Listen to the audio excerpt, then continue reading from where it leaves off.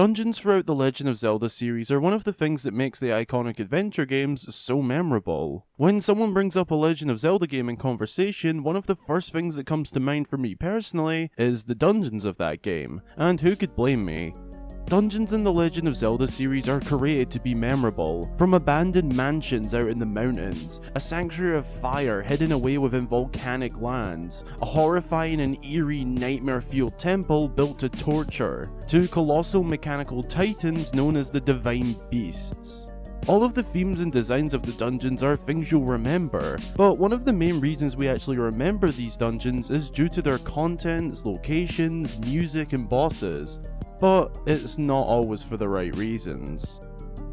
Whilst the large majority of the dungeons in the series are impeccable, there has been some that just don't quite hit the mark. Whether it was because fans thought they were too repetitive, or just lacked general innovation or creativity, some just aren't all that good. And there has actually been a recurring theme of a specific dungeon being notoriously bad. This is of course, the water dungeons.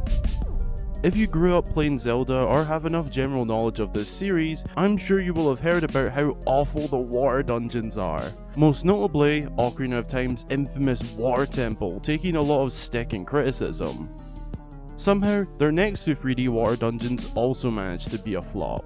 But what is it that actually makes them that bad? And are they even as bad as fans are claiming? Or have been claiming over the years? Well, today, joined by my good friend Croton, we are going to have an in-depth look into why the Legend of Zelda's water dungeons are hated.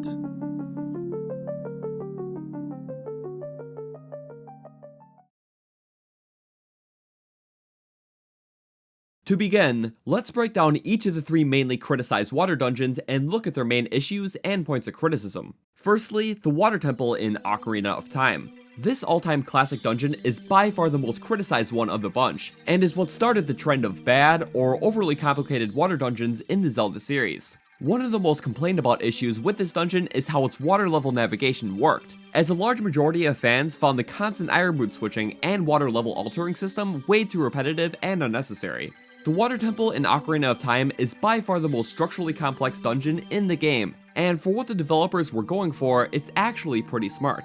It's just the execution on how they went about the mechanics of the dungeon that ruined what could have been a very amazing idea. In the Nintendo 64 version, and all the other versions before the 3DS version, which we will touch on later in the video, the dungeon can be very confusing on where you actually need to go. Typically in Zelda dungeons, you will be given small hints on what you need to do in order to progress, like seeing things that seem out of place to indicate where you need to go, but the Water Temple didn't really do any of this. For the most part, you had to figure out the entire thing yourself. And while the idea of doing it all by yourself isn't always a bad thing, the complexity and long and tedious methods of venturing the dungeon ruin that.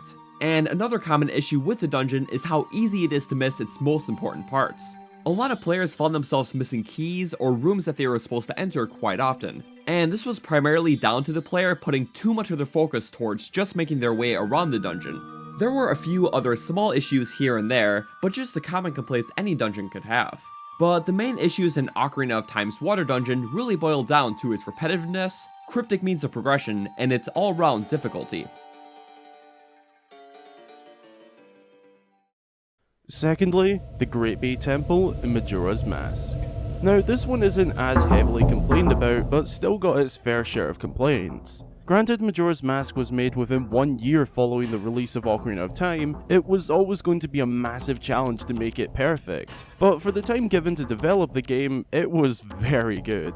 But regardless of the miracle workers over at Nintendo, this water dungeon did have its issues. Very similar to Ocarina of Time's issues, a lot of fans struggled to cope with the complexity of the dungeon and trying to figure out the basics, whilst also dealing with the complex mechanics. In my own personal experience, along with many other fans, it was a shared frustration with having to make our way around the dungeon, and this was because the majority of the dungeon is only accessible via one-way paths, which were controlled by the mechanic of the dungeon, which way the water is flowing.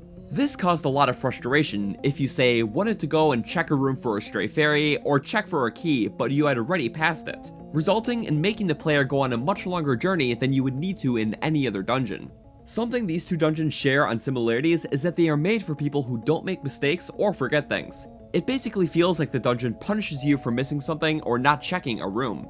Any other dungeon would allow you to simply go back and check, but with these two, you need to go the extra mile. Just like the water temple, it's the main mechanic of the dungeon ruining the fun. Thirdly, the Lakebed Temple in Twilight Princess. Now, some of this is going to hurt me to say personally, as Twilight Princess is to this day still my favourite Zelda game, but it has to be said. The Lakebed Temple is interesting. It's by nowhere anywhere near as bad or criticised as the Water Temple and Great Bay Temple, but it shares the common theme of the past two. It's very complex for a dungeon compared to the other dungeons in the game. Now, this isn't actually a bad thing, as there are other dungeons in the series that are really complex, but when you have a structurally complex dungeon, you gotta keep the rest simple, or it just becomes too difficult for most players. Although they definitely toned down the rest of the dungeon, making it a bit easier and more enjoyable to traverse, like the past two water dungeons, the main mechanic revolves around you manipulating the water. In fact, it's very similar to Ocarina of Time's water dungeon as you're messing with the level of the water. Only this time, it's not a repeated process, and each change of the water level is only done once. To be honest with you, I don't personally have an issue with the dungeon, but that's just my own personal bias. Although, a good amount of fans seem to take issue with the Lakebed Temple, and especially the moving stairs in the main room in order to venture into different areas of the dungeon. When I was younger and played the game for the first time, I can admit I struggled to understand how this mechanic worked, but the game is rated 12, and I was around 7 at the time, so can't say I wasn't warned. Either way, the Lakebed Temple isn't really that bad, but I do believe Nintendo took the complexity theme of the past two and used it in this one, essentially setting a new trend of water dungeons in Zelda games being notoriously difficult or very complex to the point where the players struggle to travel around the dungeon. So after that sort of analysis and breakdown of the three dungeons, we can gather a few things. Firstly, and most importantly, the main reason why they get their hate is due to how complex and at times tedious the traveling mechanic is within the dungeons. Look at almost any other dungeon. For the most part, you can freely go back and forth around the dungeon, but with the water ones, it requires a mechanic that is oftentimes a tedious one to use. This takes away from the actual contents of the dungeon, as the player has to put so much thought into traversing the dungeon, as if they miss something or need to go back, it often requires a long process. Although not the full length of each dungeon is awful. The Water Temple and Great Bay Temple, technically speaking, are actually some of the most unique and intricately designed dungeons in the entire series. Their mechanics are to some degree really clever and innovative. It's just that they aren't treated as the dungeon's main selling point, as the dungeons still have a huge focus on the contents themselves, making the traveling water mechanics a secondary thing to think about. The Lakebed Temple was actually really well done in terms of its use of water in the puzzles. A lot of the puzzles throughout the dungeon use the water in ways that the past games couldn't. Long story short, the water dungeons in Ocarina of Time and Majora's Mask were made with some genius ideas but executed wrongly. Twilight Princess's Lakebed Temple took the complexity of these two dungeons but didn't make it the main focus, didn't overshadow the contents of the dungeon with an overbearing mechanic, and made the water manipulation a lot more casual. There are some smaller issues fans took with them, and this would be the very uninteresting boss battles. Well, uninterested is probably the wrong word to use, as battling a massive demonic eel inside an enclosed chamber filled with water isn't uninteresting at all. If anything, it's one of the coolest and most intense scenes for a boss fight, but the battle itself was just poor. It was too easy. Twilight Princess is my favourite game of all time, and that's not just in the Zelda series, that's in video games as a whole, and I can't say that enough. But my god, Morphle is the easiest boss fight in the entire series in my experience. Morphle in Ocarina of Time wasn't necessarily bad, but more just very average. A lot of fans were still hungover from the iconic Shadow Link mini-boss battle, which is without a shadow of a doubt, the better and more memorable battle within that dungeon. As for Gorge in the Great Bay Temple, not a bad boss battle, but some fans found it a bit too hard. But then again, an easy game would be no fun. To sort of conclude the video, I believe I can confidently say the reason the water dungeons in the Zelda series are typically hated or disliked is due to the complexity of the mechanics overpowering the actual dungeons themselves. Long, tedious, and very frustrating mechanics take away from what these dungeons could have been.